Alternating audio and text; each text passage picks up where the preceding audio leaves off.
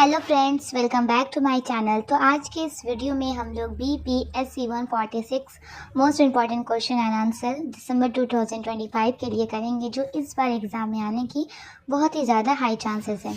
तो first block का important question answer पहले बताते हैं। फर्स्ट ब्लॉक क्या हम लोगों का, conflict theoretical construction. First question है, what is conflict, explain its main features. तो यहाँ पर मैं सिर्फ शॉर्ट एक की पॉइंट्स के तौर पर दे रही हूँ थोड़ा सा, कि इसे थोड़ा सा समझने पर आपको इसका पूरा आंसर अच्छे से समझ लीजिएगा तो एक पेज अपने से बनाकर आंसर लिख सकते हैं।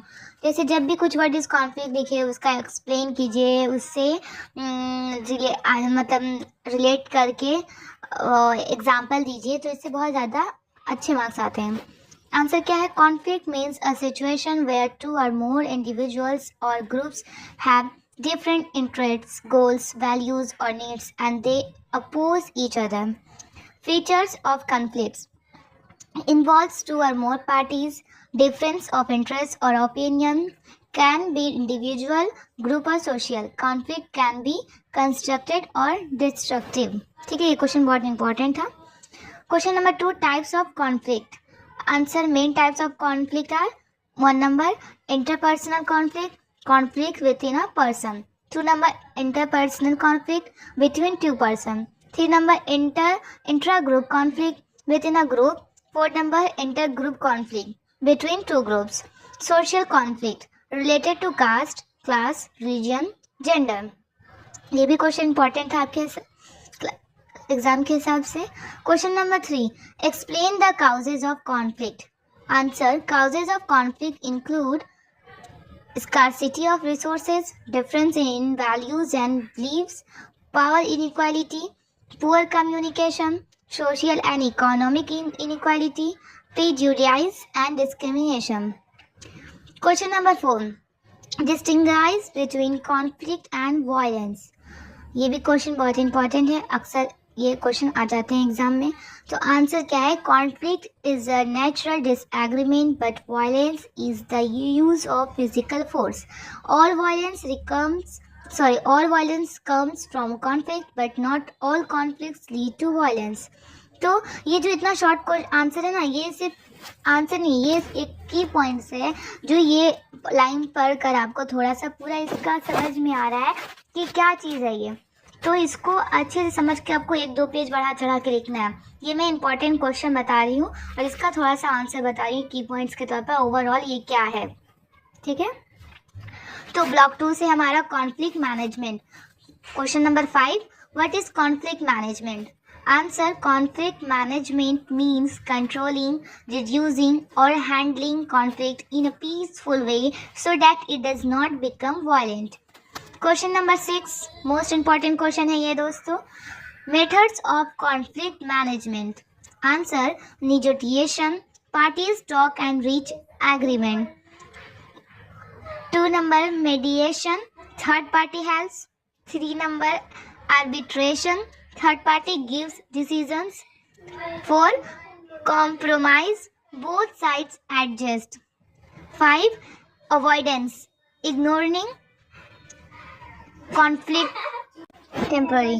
ठीक है, ये बहुत ही ज़्यादा इंपॉर्टेंट क्वेश्चन है। अब question number 7, role of communication in conflict management. Answer, good communication helps to reduce misunderstanding, build trust, express feeling clearly, find peaceful solutions.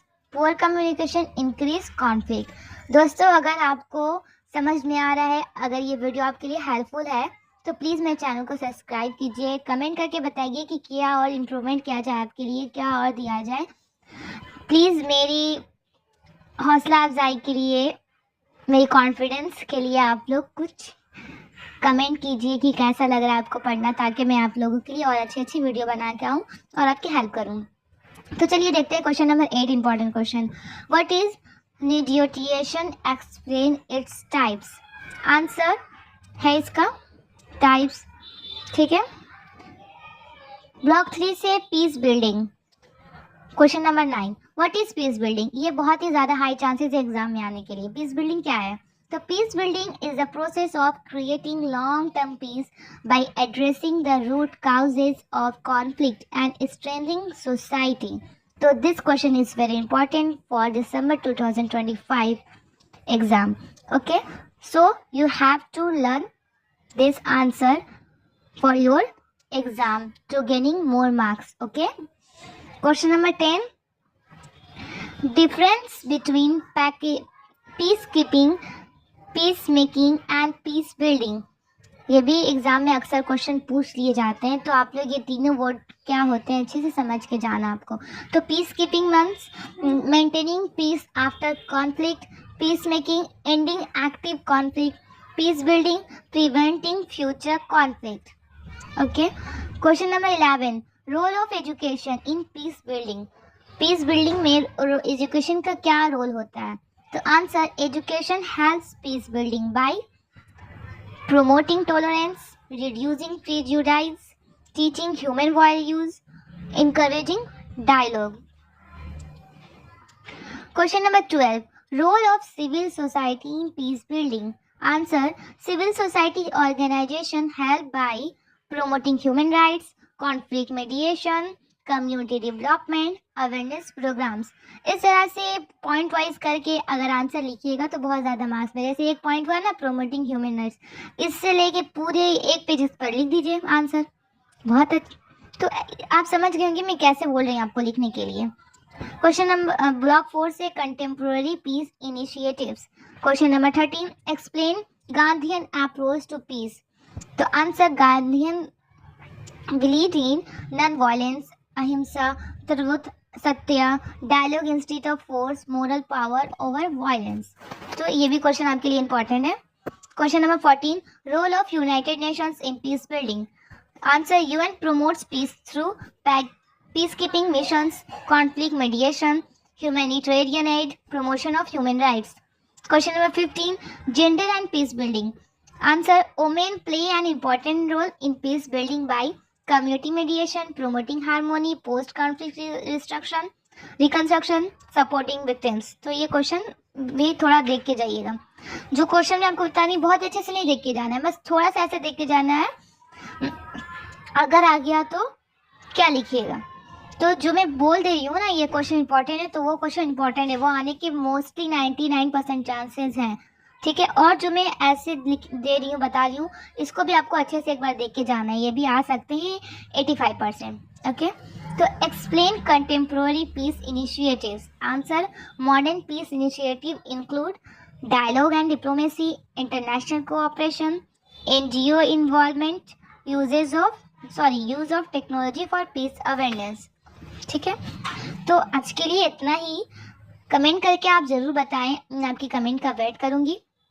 और नेक्स्ट वीडियो आपको क्या करना है, क्या चाहिए, कौन से टॉपिक पर वीडियो चाहिए, कमेंट कर दें. और मैं ये सिर्फ नॉर्मल ये प्रिंट करके आपको बता रही हूँ इंपॉर्टेंट क्वेश्चन आंसर. अगर आपको ये सब कुछ अच्छे से डिटेल में पढ़ना है तो प्लीज़ कमेंट करें और बताएं कि क्या आप लोग को पढ़ना है. Thank you so much. Subscribe करके ना भूलें लास्ट टाइम.